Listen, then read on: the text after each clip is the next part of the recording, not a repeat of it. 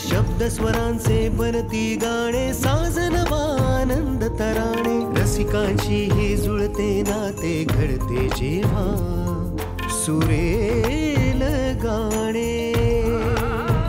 कसे हे घडते मनात येते, भेटू बोलू ऐकू तयांच्या गोष्टी गाण्यांच्या, गोष्टी गाण्यांच्या.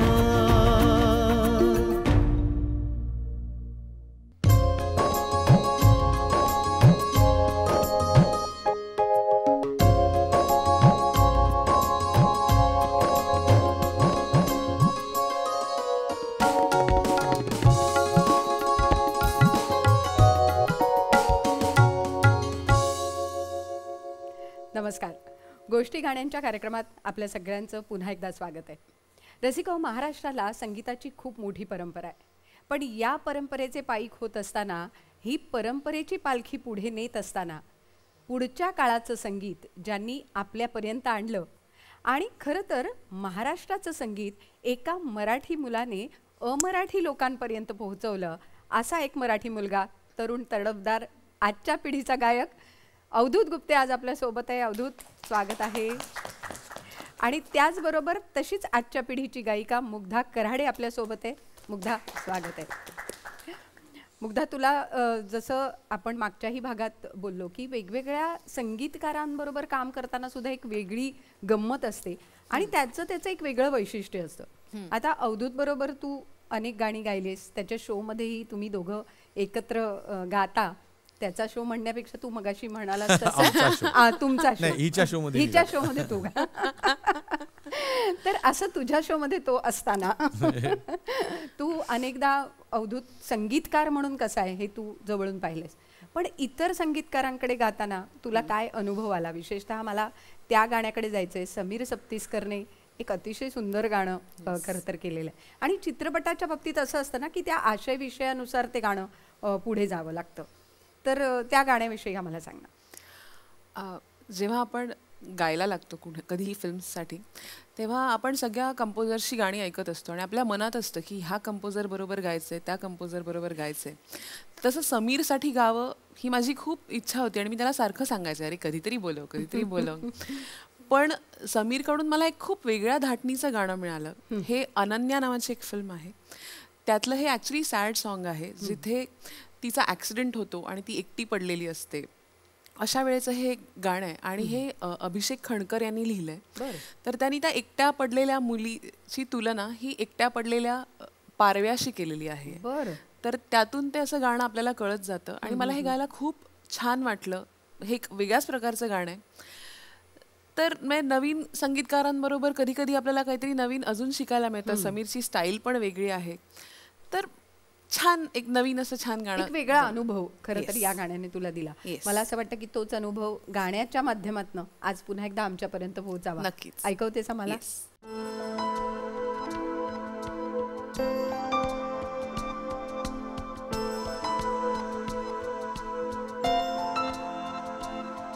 गेला सरला त्या पाखरांचा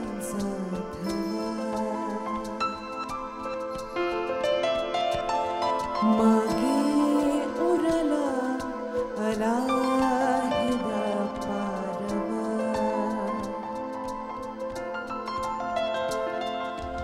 उंच धुंद रोज भिरभिरणारा, आज अंबरात ना फिरला. हो मुक्त छंद गीत किलबिलणारा, सूरही मनात ओसरला. मेघ सुना तोच जुना आज मातला, झाली पुरती ती पावसाळी हवा. मागे उरला अलाहिदा पारवा.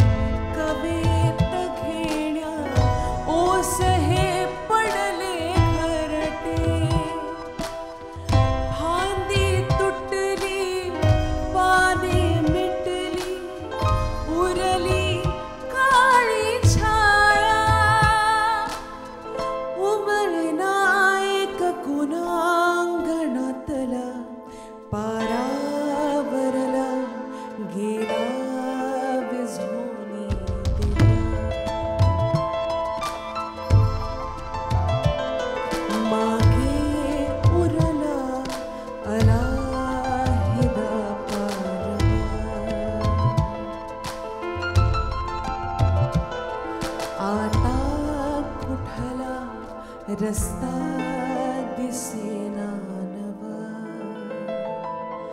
मागे उरला अलाहिदा पारवा. वा, अप्रतिम अप्रतिम. क्या बात आहे. पण हे सगळं करत असताना म्हणजे जसं ह्या गाण्यामध्ये तो एकाकीपणा होता, ती चित्रपटाची कथा होती आणि कथेच्या आशयानुसार होती. पण अवधूत, तू आत्ता नवीन एक सिरीज केली आहेस, विश्वामित्र. हो. म्हणजे तेही विरहाचं गाणं आहे. हो. म्हणजे पूर्वी ज्ञानेश्वरांची विरहिणी वगैरे हे सगळं आम्ही ऐकलंय, पण आता ब्रेकअप के बाद वगैरे असा जो काही भाग असतो तो कुठेतरी विरह त्या विश्वामित्रामध्ये दिसतो. हो. तर हा विषय घ्यावा असं का वाटलं? नाही, कसं आहे की जेव्हापासून ही म्युझिक कंपनी सुरू केली आहे आणि यूट्यूब आलं, त्याच्यावरती चॅनल सुरू केलं, स्वतःची गाणी स्वतःच्या आवडीने बनवायला सुरुवात केली. बरोबर. त्यानंतर एक त्याला शिस्तबद्धता पाहिजे काहीतरी, म्हणून ठरवलं की एक अल्बम जो पूर्वी 8, 10, 12 गाण्यांचा असायचा, त्याच्यानंतरचा काळ आला की अल्बम मोडला आणि सिंगल्स यायला लागले, त्याच्यामधलं काहीतरी असावं, म्हणून मी 4 गाण्यांचा अल्बम असं ठरवलं. पहिला लावण्यवती केला आणि 4 गाण्यांचं काय होतं की एक अख्खा महिना तो आपण सोहळा साजरा करू शकतो की दर आठवड्याला एक गाणं आलं आणि एका महिन्यामध्ये तो अख्खा महिना एका विषयाला दिला असं. आणि असंच चालू ठेवायची इच्छा आहे पुढच्या वर्षी सुद्धा. तो लावण्यांचं एक केलं, त्याच्यानंतर मग माझा स्वतःचा अल्बम केला पाहिजे ना, पुढे मी अनेकांशी करणार आहे आता यामध्ये. लोक म्हणते वा बाकीच्यांच्या तुझा स्वतःचा का नाही केला, म्हणून मी ठरवलं की माझा अल्बम करायचा. आता विषय अनेक असू शकतात किंवा नुसतीच गाणी करायची, त्याच्यावर काहीतरी विषय घेऊया. तर मला खरं सांगू तर उत्तरा, तू माझी सगळी गाणी जर का एका मागोमाग एक बघशील, माझ्या कार्यक्रमामध्ये सुद्धा बघशील, तर मला सामाजिक विषय आणि मग अशा सगळ्यांवरती खूप गाणी मिळाली. बरोबर. पण लव्ह सॉंग्स मला फार मिळाली नाहीत. अच्छा. राणी माझ्या मळ्यामध्ये वगैरे सोडता, ती पण नाच दंगा अशी वालीच. बरोबर. तर लव्ह सॉंग्स किंवा हार्टब्रेक सॉंग म्हणजे इमोशनल असं मला मिळालंच नाही. खरं तर गायक म्हणून माझी सुरुवात ज्या वेळेला मी केली, तू पहिल्यापासून माझं बघत आली आहेस प्रवास, त्यावेळेस मी गझल गायचो. माझा गझलचा अल्बम पण तुझी आठवण म्हणून केला होता, मयुरेश पैनी त्याचं संगीत दिलं होतं. सो माझा पिंड हा गझल गायकाचा, पण का कुणास ठाऊक त्याच्यानंतर मला रॉक आणि हे आणि दंगा धुडकूसची गाणी मिळाली, रॉकस्टारच झालं. सो म्हणलं चला आपण थोडीशी अशी गाणी करू की जी वेगळ्या विषयावर सॉफ्ट असतील. आणि नॉट ओनली सॉफ्ट, आता हे पहिलं गाणं जे विश्वामित्र टायटल आहे ते धुडगूस असलेलंच टायटल आहे, पण एका गावरान भाषेतलं, म्हणजे एका विश्वामित्राला मेनकेने डाळलं म्हणजे काय? डाळलं म्हणजे कोल्हापूर भाषेमध्ये फसवलं.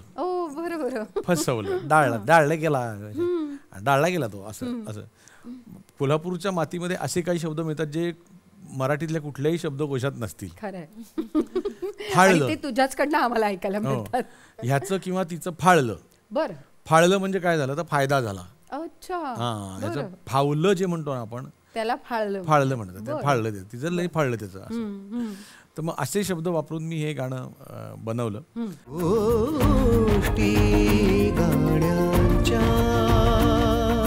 इन्स्पिरेशन म्हणण्यापेक्षा सचिनजींना मी गुरु मानतो, सचिन पिळगावकर. ते मला कायम कथा सांगतात अश्विनी येनाची, की अजून म्हणलं की मी सॅड सॉन्ग आहे की तो तिथे आहे ती इथे आहे, आणि मग सॅड सॉन्ग करायला सांगितल्यानंतर लगेच आता हिनी गायलं सॉफ्ट गाणं. तर मी त्यांना नाही, मग सॅडनेस किंवा दुःख सुद्धा आपण थोडं कॉमेडी पद्धतीने आणू शकतो, म्हणून मी अश्विनी येना अशा पद्धतीने गाणं केलं असं त्यांनी मला कायम सांगितलेलं. तर म्हणलं माझ्या अल्बमचं सुद्धा पहिलं गाणं आपण असं करूया की सॅड आहे, पण त्या सॅड त्या दुःखाच्या पाठीमागे जरी किनार दुःखाची असली तरी त्याला एक रिदम देऊ, जे त्या दुःखावरती नाचता आलं पाहिजे, असं हे गाणं केलेलं. दुःख सुद्धा सेलिब्रेट करता आलं पाहिजे. वाह, असं हे गाणं आहे मला. सो ऐकूया. हो, जरूर. दिसतो कसा विश्वामित्र कळू दे तरी आम्हाला. हो जरूर जरूर. वंगाळे वंगाळे वंगाळे वंगाळे वंगाळे वंगाळे वंगाळे वंगाळे भोळ भलतच भाळले, भोळ भलतच भाळले, जीव लावून पोळलं, भोळ भलतच भाळलं, जीव लावून पोळलं, फुलपाखरा समान हृदय जाळलं.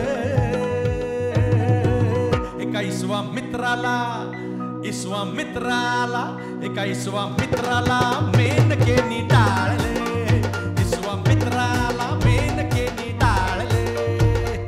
वंगाळे वंगाळे वंगाळे वंगाळे वंगाळे वंगाळे वंगाळे वंगाळे.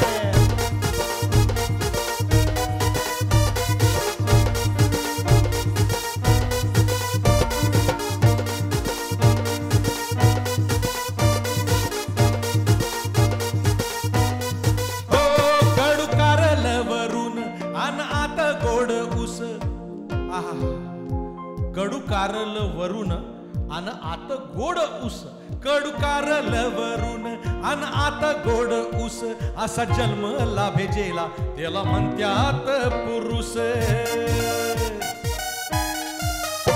कडू कारल वरून अन आत गोड ऊस, असा जन्म लाभेजेला त्याला म्हणत्यात पुरुष.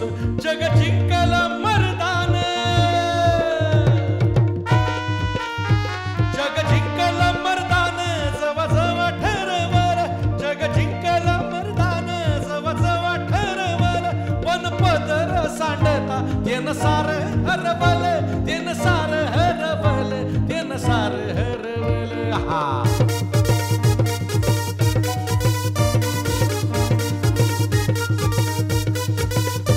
फुललय तड फाडले उगाभर फाडले, फुललय तड फाडले उगाभर फाडले. फुलपाखरा समान हृदय जाळले. एका विश्वामित्राला, विश्वामित्राला एका विश्वामित्राला मेनकेनी टाळले, विश्वामित्राला मेनकेनी टाळले. वंगाळे वंगाळे वंगाळे वंगाळे वंगाळे वंगाळे वंगाळे वंगाळे वंगाळे वंगाळे वंगाळे. अरे वंगाळे वंगाळे वंगाळे.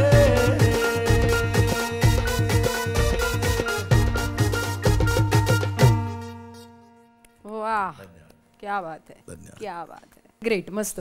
मला असं वाटतं की हेच लोकांशी तुझं असलेलं जे नातं आहे किंवा कनेक्शन आहे ते तुझ्या या प्रत्येक परफॉर्मन्समधनं दिसतं. थँक्यू. आणि जेव्हा तू आता ही गाणी करतोयस तेव्हा सुरुवातीला आम्ही तुला गायक म्हणून पाहिलं, नंतर संगीतकार म्हणून पाहिलं, मग तू गाणी लिहायलाही लागलास, गीतकार म्हणूनही पाहिलं, मग तू निर्माता झालास आणि त्यानंतर अभिनेता सुद्धा झालास.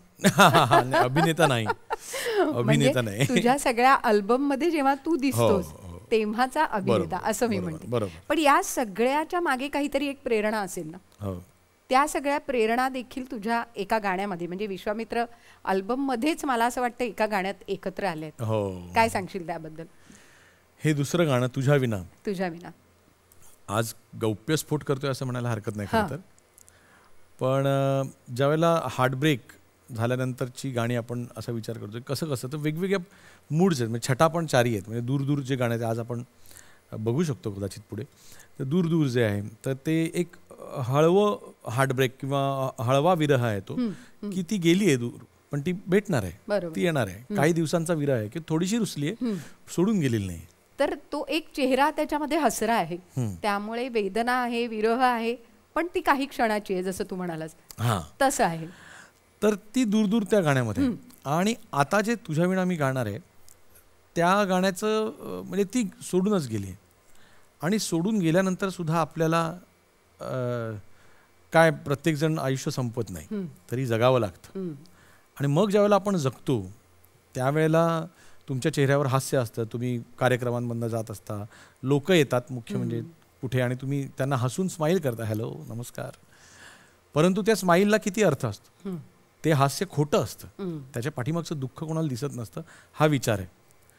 आणि मग ज्यावेळेला ह्याचं गाणं ह्या विचारावर गाणं करायचं ठरलं तर तू म्हणलीस त्याप्रमाणे 3 लोक, एक ज्यांना मी म्हणजे द्रोणाचार्य म्हणता येईल असे गुरु की ज्यांना कधी बघितलं नाही, ज्यांचे चरण स्पर्श केले नाहीत, पण त्यांनाच स्मरून सगळं काम केलं. म्हणजे पहिले गुरु लिखाणामधले गुलजार साहेब, दुसरे गुरु संगीत दिग्दर्शनामधले म्हणजे पंचमदा RD बर्मन, आणि गाण्यामधले गुरु अर्थात किशोर कुमार. ह्या तिघांनी एकत्रित केलेलं एक गाणं म्हणजे तेरे बिना जिंदगी से कोई शिकवा तो नहीं, वा तेरे बिना जिंदगी भी लेकिन जिंदगी तो नाही. हम्म. तर ह्या गाण्याचे लिटरली ट्रान्सलेशनच मी केलं की तुझ्या विना मी जगे नाही, हा तुझ्या विना मी असे नाही, ओळखीचे हसला कोणी तर कसा बसा मी हसे नाही, पण असल्या हसण्याला कोणी हसणे म्हणते का, ओ सांग कुणी असल्या जगण्याला जगणे म्हणते का. आणि कंपोजिशन करताना सुद्धा मूळ ज्या कॉर्ड्स आहेत तेरे बिना जिंदगी से कोई त्याच कॉर्ड्सवरती बेतलेलं कंपोजिशन केलं, अच्छा जेणेकरून मी तुला मगाशी सांगितलं इंडिपेंडेंट म्युझिक आहे की मला स्वतःला आनंद झाला की मला ज्यांचं गाणं आवडलं त्यांच्यासारखं मी ओरिजिनल गाणं केलं. जे गाणं मी आयुष्यभर स्वतः दुसऱ्यांचं गायलो त्याच धर्तीवरती मी माझं स्वतःचं गाणं केलं. वा वा, म्हणजे वेगळीच ट्रीटमेंट खरं तर या गाण्याला मिळाली.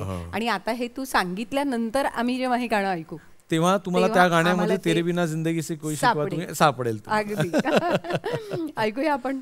हो जरूर. तुझ्या विना मी जगे नाही, तुझ्या विना मी असे नाही, ओळखीचे हसला कोणी तर कसा बसा मी हसे नाही.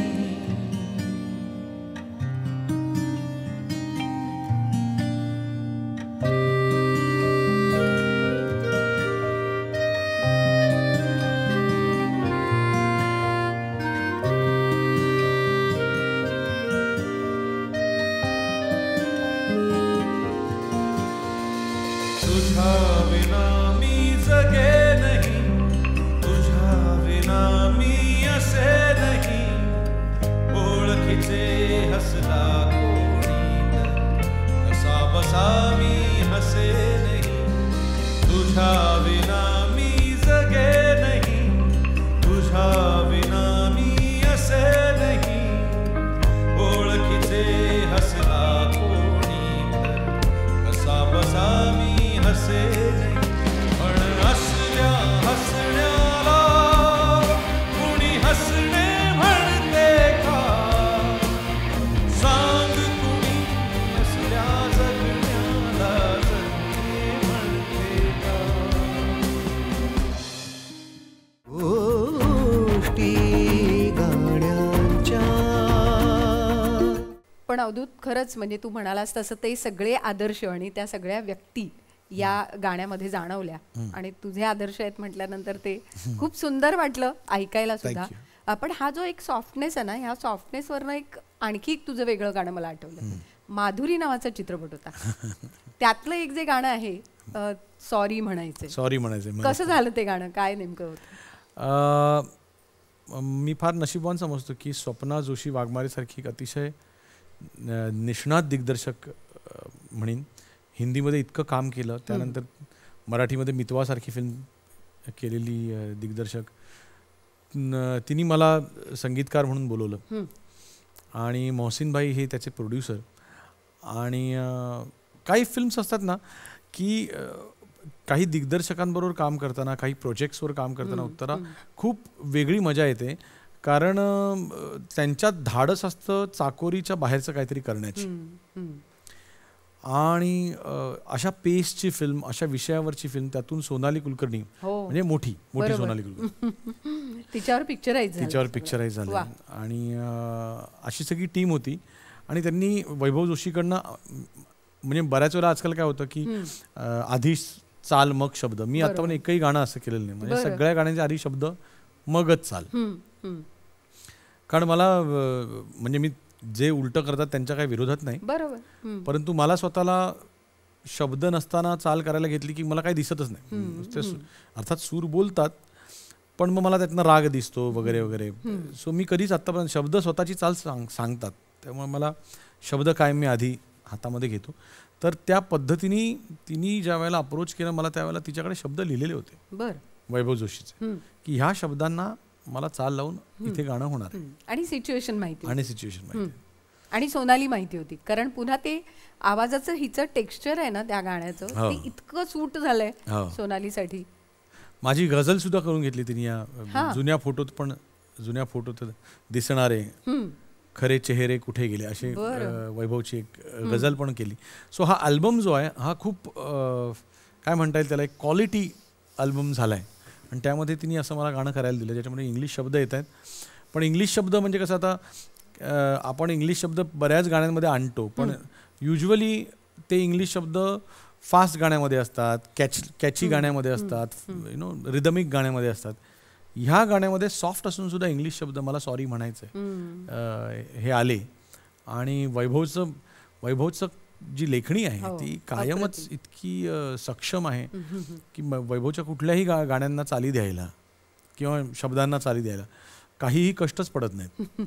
पहिल्या झटक्यात शब्द वाचले की चाल शब्दांनाच चाल असते. आणि मग मुग्धाची निवड कशी झाली? ती त्यावेळेला ह्याच्या आधी तिने अशा पद्धतीची माझ्याबरोबर गाणी गायली होती एकतारा चित्रपटासाठी. आणि मग तिच्या आवाजाचा जो पोत आहे हा खूप युनिक आहे. मी मुग्धाला कायम म्हणतो की कदाचित तुला इतर एखाद्या गायिकेपेक्षा कमी गाणी मिळतील, तिला 10 मिळतील तर तुला 3च मिळतील, म्हणजे इंडस्ट्रीत बरोबर वर्षभरात म्हणा महिन्याभरात म्हणा जे काय. पण जी तुला 3 गाणी मिळतील ती गायला जर का तू अवेलेबल नसशील तर तुला ऑप्शन गायिका नाही आहे.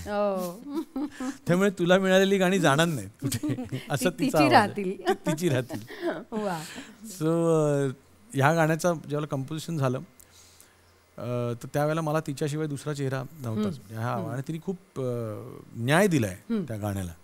मी नुसतं कंपोज केलेलं ऐकलं तर एवढं चांगलं वाटणार नाही, पण तिने गायल्यामुळे त्या गाण्याला एक वेगळं स्वरूप प्राप्त झालंय. मला वाटतं मुग्धा तुलाही असे क्षण जेव्हा येतात तेव्हा ते एक गायक म्हणून आपल्याला जे एक सॅटिस्फॅक्शन आहे ते कुठेतरी मिळालं. नक्कीच.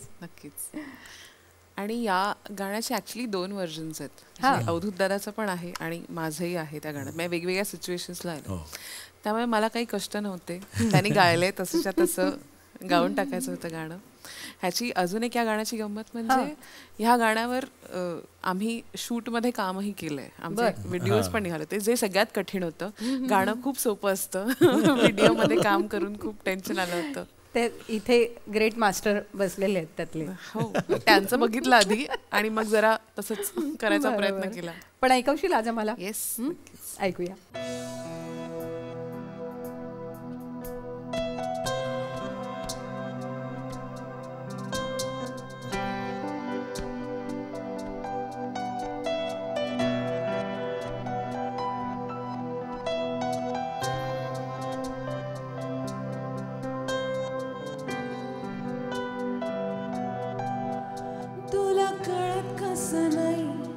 शब्दांचं मीनिंग चुकण्या आधी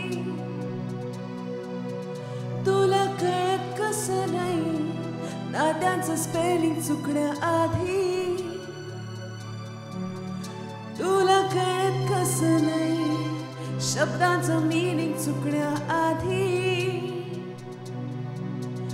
तुला कळत कसं नाही, नात्यांचं स्पेलिंग चुकण्या आधी सगळं रिराईट करायचंय.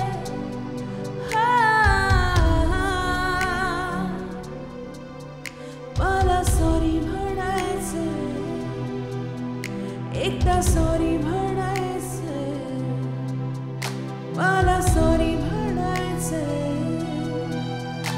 एकदा सॉरी म्हणायचंय, मला सॉरी म्हणायचंय.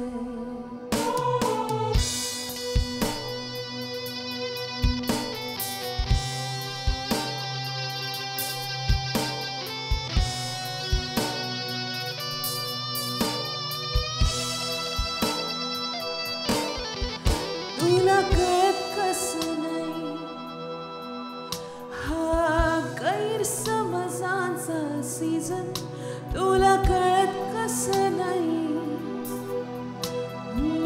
त्याला पण आहे काही रिझन, तुला हे इतकं तरी असणारच माहे. टेलिव्हिजन कधी कुठलीही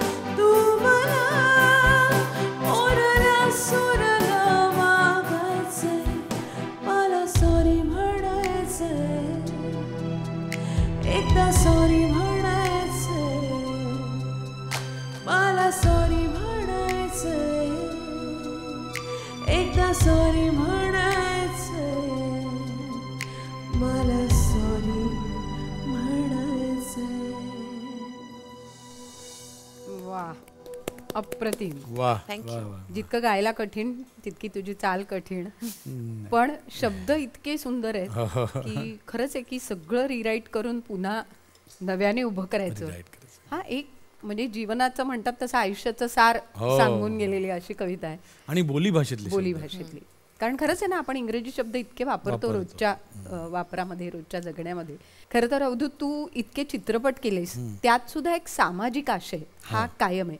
म्हणजे झेंडा असेल, मोरया असेल, जय महाराष्ट्र ढाबा बटिंडा म्हटली तर लव्ह स्टोरी आहे, पण म्हटलं तर त्याच्यात सामाजिक विषय घेतलेला आहे. तर हा सगळा विचार करताना जसं आत्ता हे एक आयुष्याचं तत्वज्ञान, तसं तुझ्याही आयुष्यात एखादं तत्वज्ञान असं आहे का की जे कदाचित तुझ्या खूप जवळचं आहे? नाही, तत्वज्ञान म्हणजे कसं आहे की मी इतिहासाचा खूप अभ्यासक आहे आणि इतिहास आपल्याला 100 वर्षाचा, 500 वर्षाचा, भारतातला, भारताबाहेरचा, जगाचा खूप काही शिकवून जातो. माणसाचं जीवन पुढे कसं कसं चाललंय, आपण म्हणतो की आता आपला समाज पुढे गेलेला आहे, पण पुढे जाताना आपण काय मिळवलंय त्यावर आपण सोडत पण चाललेलो असतो अनेक गोष्टी. तर आपण काय मिळवलं आणि काय सोडलं, तर ह्या सगळ्याचा विचार करताना मला म्हणजे पुढच्या गाण्याकडे येताना सांगायला आवडेल की आजचा जो समाज आहे ह्यामध्ये बहुजन समाज आणि त्यासाठी महामानव डॉक्टर बाबासाहेब आंबेडकर यांनी केलेलं कार्य हे मला प्रचंड प्रभावित करून गेलं. मी त्यांचा भक्त आहे.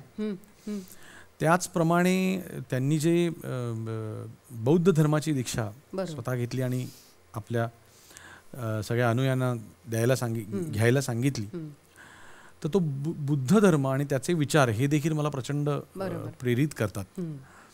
आणि त्यामधला म्हणूनच त्यासाठी मी एक गाणं ज्या वेळेला परत आपण माझ्या चॅनलकडे, माझ्या म्युझिक वाहिनीकडे ज्यावेळेला येतो त्यावेळेला मी एक बुद्धम शरणम गच्छामी हे गाणं केलेलं आहे. आणि माझ्याच रियालिटी शोमध्ये एक अतिशय गुणी गायक संतोष जोंधळे हा मला सापडला, तो हिरा आहे. आणि त्याच्याकडनं मला असं, आणि तो स्वतः खूप भीमगीतं चांगली गातो, त्याचे कार्यक्रम देखील करतात. तर मी त्याच्याकडनं हे गाऊन घेतलं आणि आता ते गाणं खूप लोकांना आवडतंय सगळ्यांना. आणि त्याला त्याचं गाणं मिळालं ना. हो, ऑफकोर्स. हाही एक महत्वाचा भाग आहे.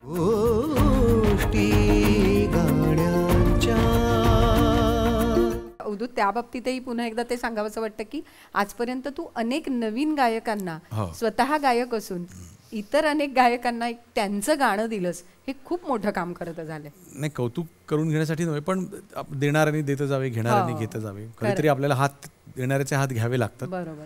माझ्यासाठी कोणीतरी केलं म्हणून मला आज करावं लागतंय. आणि करताना अशी अपेक्षा आहे की ज्यांच्यासाठी मी करतो आहे त्याची परतफेड ते काही वर्षांनी पुढच्या कोणाला तरी देऊन करतील. किती छान. परतफेडची मी अपेक्षा करतोच, बरोबर, पण ती त्या प्रकारे, पण ती पुढच्या पिढीला. खरंय, असं आहे. आणि खरंच आहे, ती साखळी आहे, ती अशीच पुढे जायला हवी. त्यामुळे याच विचारांचा जो वारसा आहे तो सुद्धा पुढे गेला पाहिजे.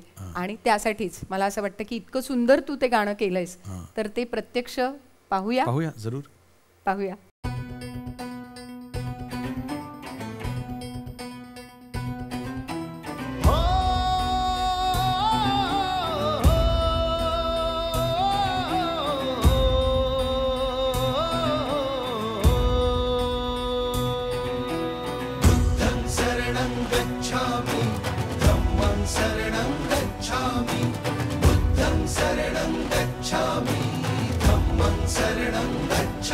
न कोई ऊंचा है या नीचा, न कोई अपना या न पराया, न कोई ऊंचा है या नीचा, न कोई अपना या न पराया, जहाँ नफरत को जगह ही नहीं, बस प्यार ही प्यार समाया. न कोई ऊंचा है या नीचा, न कोई अपना या न पराया, जहाँ नफरत को जगह ही नहीं, बस प्यार ही प्यार समाया. दया आंखों में है, यदि सांसों में है, है सीने में प्रेम का दम. Yes, I practice Buddhism, bow Buddham Saranam. Yes, I follow Buddhism, bow Dhammam Saranam. Yes, I practice Buddhism, bow Buddham Saranam. Yes, I follow Buddhism, Avadhoot, खरंच म्हणजे कधी कधी प्रश्न पडतो आपल्याला की आपल्याच सगळ्या गोष्टी आपल्या परंपरेने आपल्या संस्कृतीने दिलेल्या अशा गोष्टी पण अशा गाण्याच्या निमित्ताने त्या पुन्हा एकदा आपल्या समोर येतात, नाही का? हो, आणि मुख्य म्हणजे काय आहे की बुद्ध आणि त्यांचे विचार हे केवळ धर्म म्हणून न बघता लाईफस्टाईल आपण ज्याला म्हणतो किंवा समाज कसा चालला जातो, हिंदुइझमचा सुद्धा, की आपल्याकडचे सण जसे आहेत की कधी काय सण साजरे करावेत त्याचं जसं तारतम्य आहे आपल्या धर्मामध्ये, तसंच बुद्धिझममध्ये समाजामध्ये कसं पुढे जावं, कसं एकमेकांवर प्रेम करावं, आणि सर्वात महत्वाची म्हणजे अलिप्तता शिकवतात. म्हणून मी ते स्वतःला स्वतःतून बाहेर काढणं हा सगळ्यात महत्वाचा. खुशी बाहर नहीं ढूंढता मैं वो मेरे अंदर ही है, जिंदगी जैसी भी हो मेरी बड़ी सुंदर ही है. हे बुद्धांचेच विचार मी माझ्या भाषेत मांडायचा प्रयत्न केला, गाण्यामधनं मांडते, कविता करायचा. चीजों से प्यार नहीं है मुझको, प्यारे इंसान है. मला वस्तूंवरती प्रेम नाही आहे, मला असा इतकं सुंदर विचार सांगणारा हा सगळा धर्म आहे. त्यामुळे मी माझी सुरुवात केली आहे ह्या बुद्धिझमवरती, आणि मी त्याच्यामुळे म्हटलं की आय प्रॅक्टिस बुद्धिझम.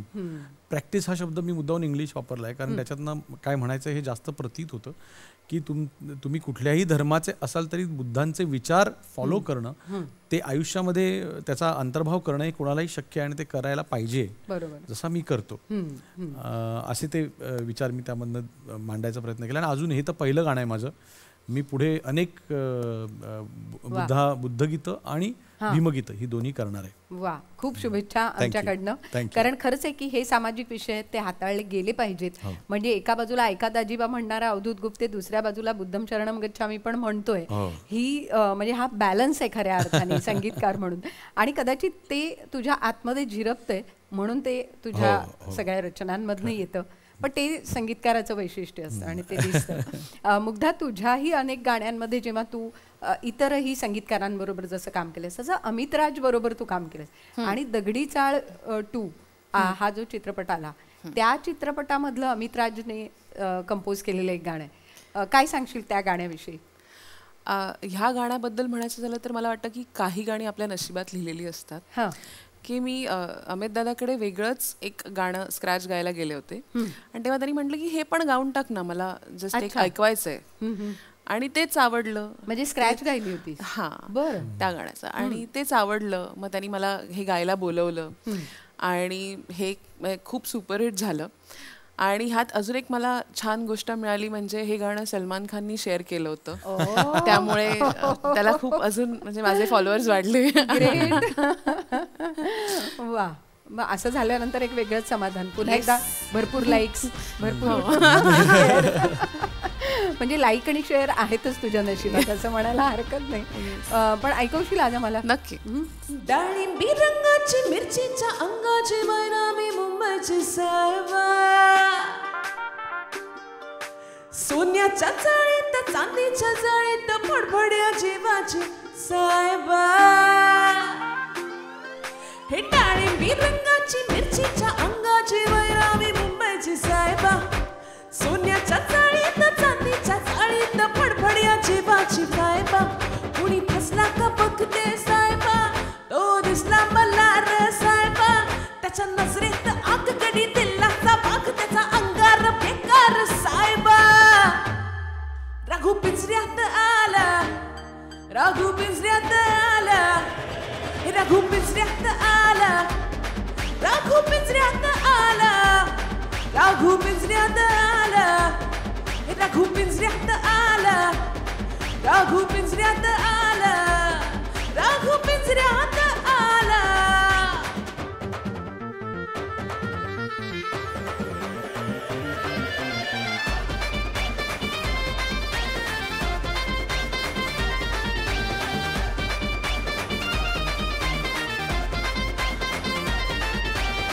ठसका त्याचा ठसका, बसला दुनियेला धसका, चटका त्याचा चटका, लावतोय मला चसका.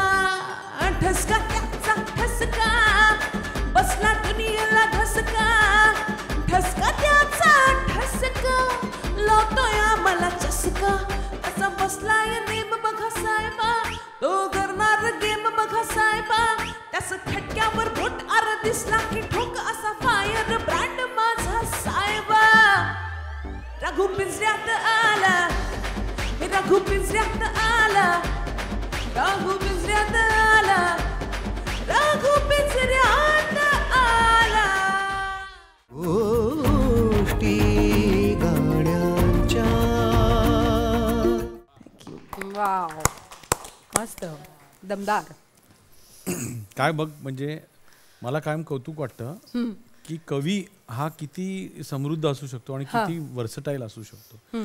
तर बघतोस काय मुजराकर सारख्या चित्रपट ज्याच्यामध्ये त्यांनी क्षितिज पटवर्धनची गोष्ट करतो, ज्यांनी हे गाणं लिहिलं.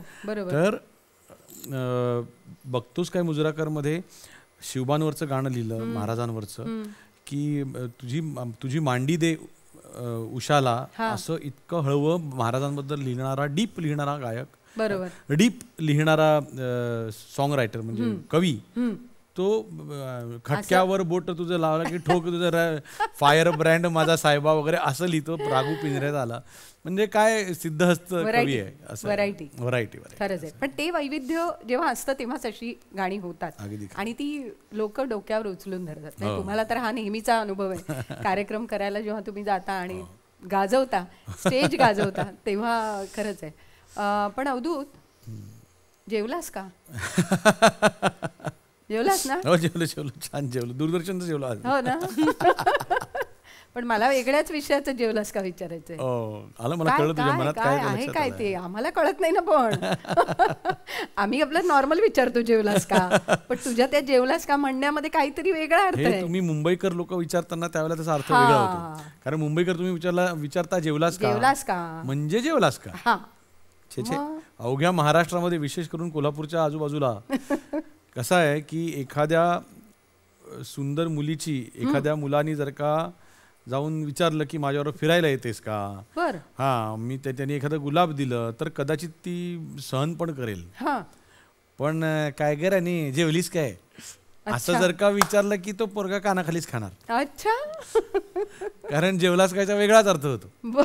जेवलास का, जेवण झालं का, म्हणजे उगाच लगट करण्याचा प्रयत्न करतो. असं आहे का. त्यामुळे हे जेव्हा मला कळलं, माझं विचारण मुंबईकरांचं होतं बरं का. तर विनोद गाणं झालं. करेक्ट.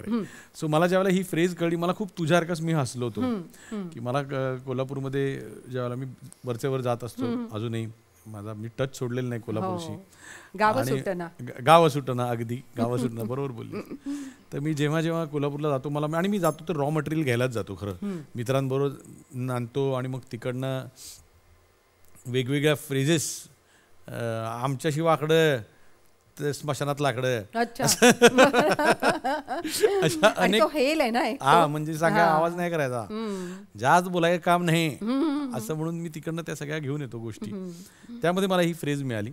पण त्याबरोबरच मी म्हटलं की आपण असं गाणं करावं की जे जेवणावरचं गाणं असं. बर. आणि तुझं खाण्यावर प्रेम आहे, भयंकर प्रेम आहे. मला प्रत्येक गोष्ट जी आवडते त्याच्यावर मला गाणं करावं असं वाटतं. म्हणून मला बुलेट आवडते. मी बुलेटवरनं सगळीकडे जात होतो म्हणून मी बुरुम बुरुम गाणं केलेलं आहे. विश्वामित्र अल्बम मधलं चौथं पण एक गाणं आहे जे माझ्या अतिशय आवडत्या गोष्टीवर आहे, जे मी इथे सांगणार नाही, तुम्ही जाऊन बघा.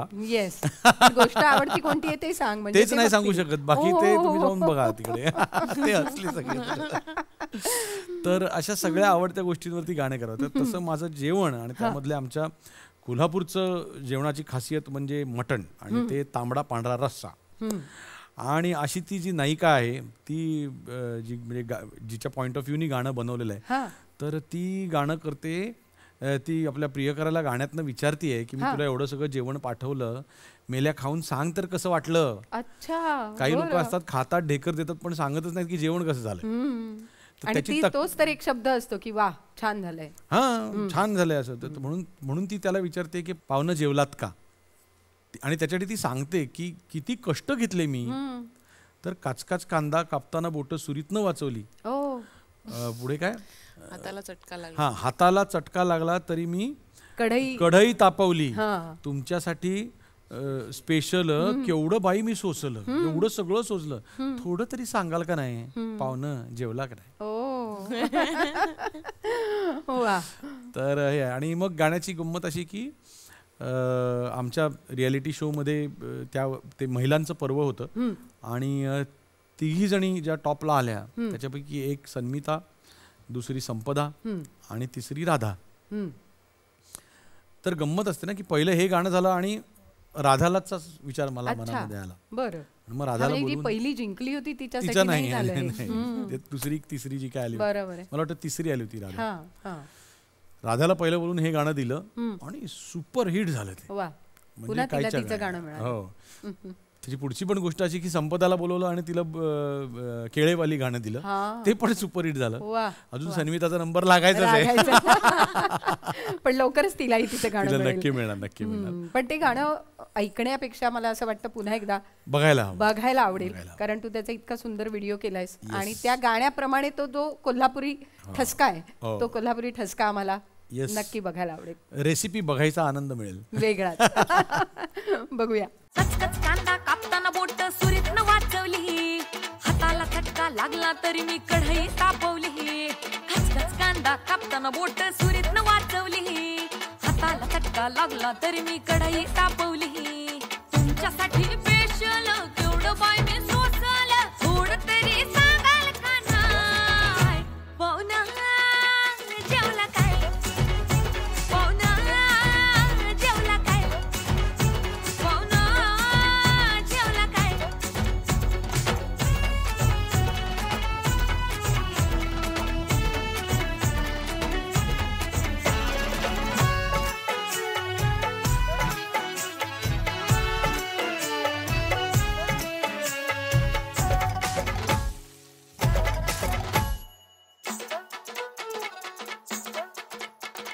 लोडशेडिंगचा वार बी नव्हता तरी बी गेली बिजली, गावानं हाताला आलं न लसूण वय मी लय घाबरली. लोडशेडिंगचा वार बी नव्हता तरी बी गेली बिजली, गावानं हाताला आलं न लसूण वय मी लय घाबरली. पक्याला धाडलं वाण्याकडून चूल मी पेटवली, टाकताना फोडणी धुरान वय मी केवढी गुदमरली.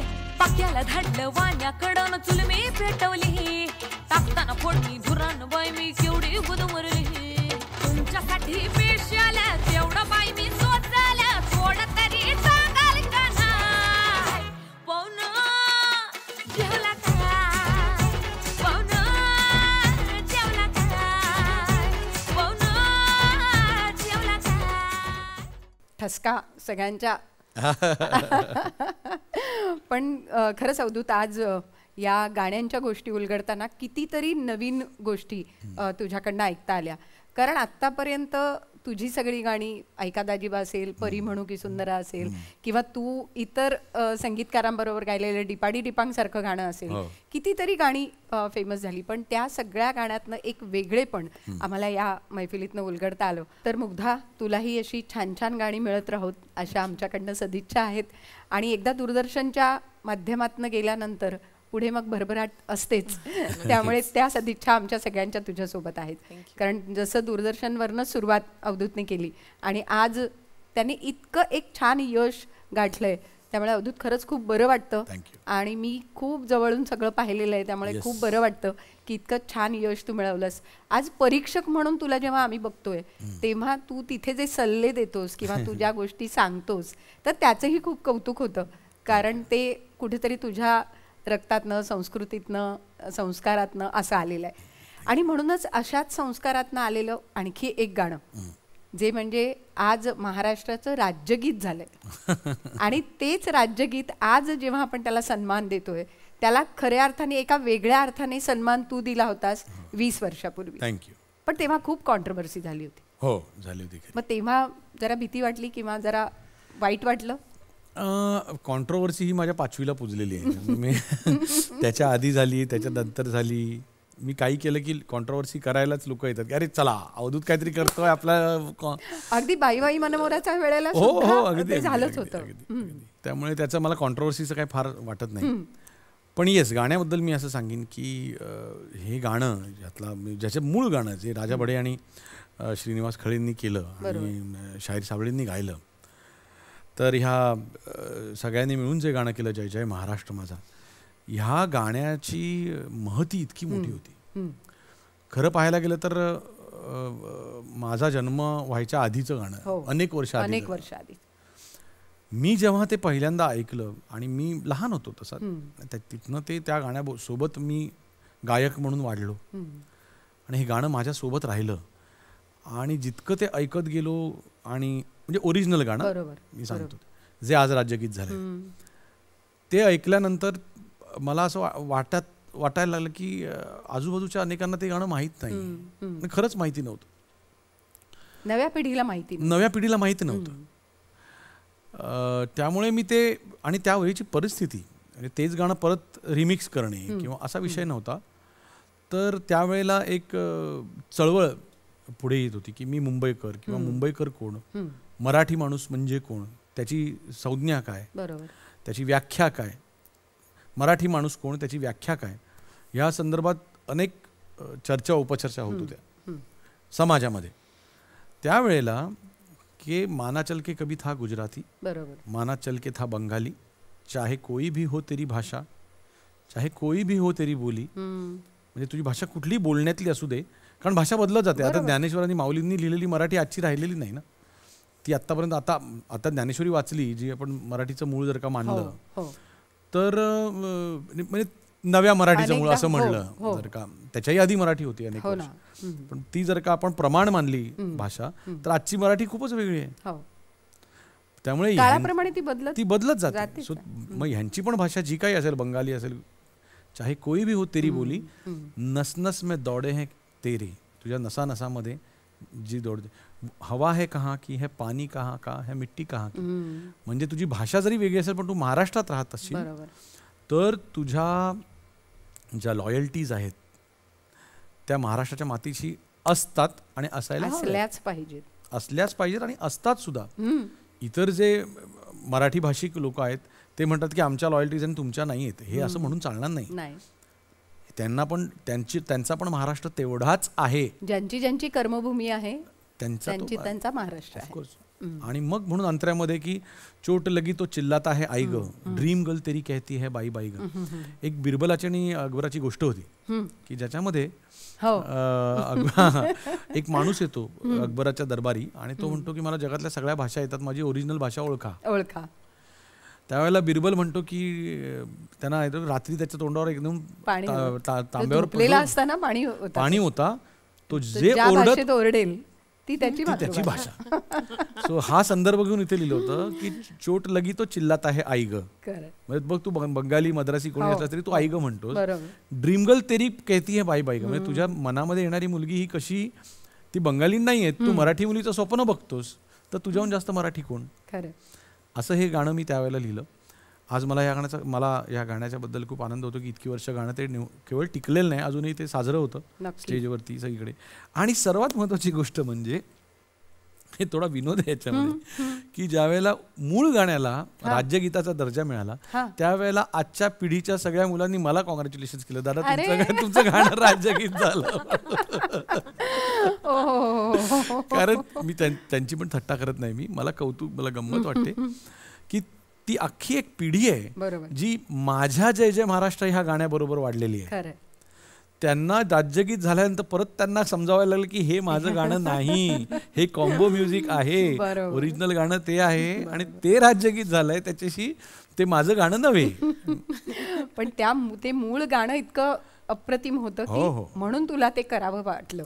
आणि त्यामुळे ज्या वेळेला मूळ गाण्याला राज्यगीताचा दर्जा मिळाला त्यावेळेला मला असं वाटतं की महाराष्ट्रातला सगळ्यात आनंदी माणूस मी, नक्कीच, की माझं त्या गाण्यावर पहिलं प्रेम आहे म्हणून त्या गाण्यासाठी मी हे माझं गाणं केलं.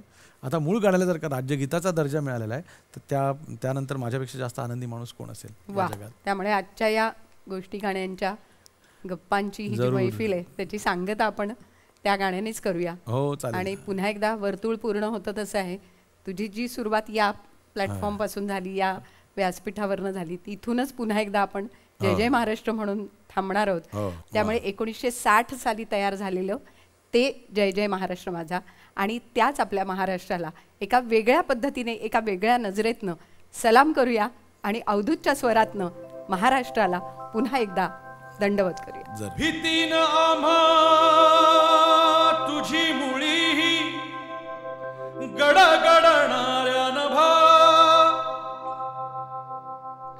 अस्मानीच्या जबाब देती जिभा सह्याद्रीचा सिंह गर्जतो सिंह गर्जतो सह्याद्रीचा सिंह गर्जतो शिवशंभू राजा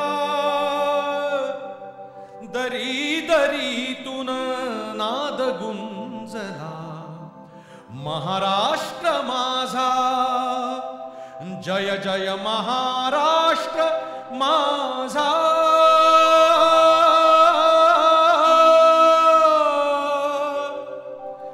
गरजा महाराष्ट्र माझा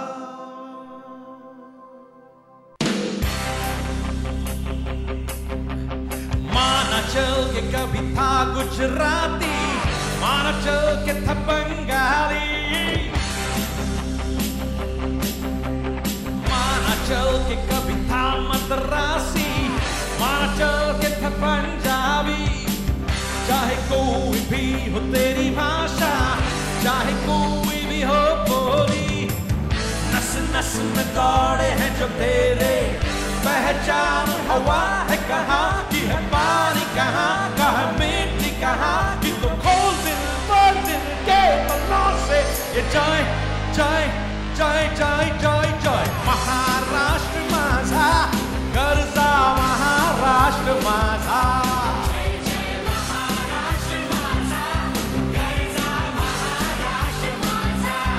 जय जय महाराष्ट्र मेरा बोलो महाराष्ट्र मेरा जय जय महाराष्ट्र मेरा गरजा महाराष्ट्र मेरा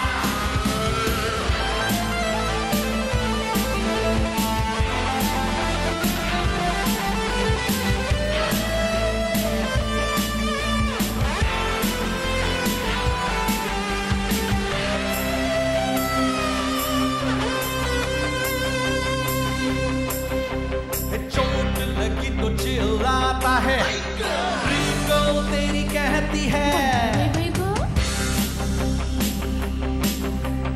चोट लगी तो चिल्लाता है आई कर रिंगो तेरी कहती है बाई बाई कर पका हुआ तो कहता है तुझे आईला खोपड़ी घुमा तो कहता है जमाईला जोर डाल पेज पे जरा सा और सोच कहाँ है खड़ा तू कहाँ है बढ़ा है तू किससे जुड़ा तो फिर कौन दिन के तलों से ये जय जय जय जय जय जय जय जय महाराष्ट्र माझा गरजा महाराष्ट्र माझा जय जय महाराष्ट्र माझा गरजा महाराष्ट्र माझा जय जय महाराष्ट्र मेरा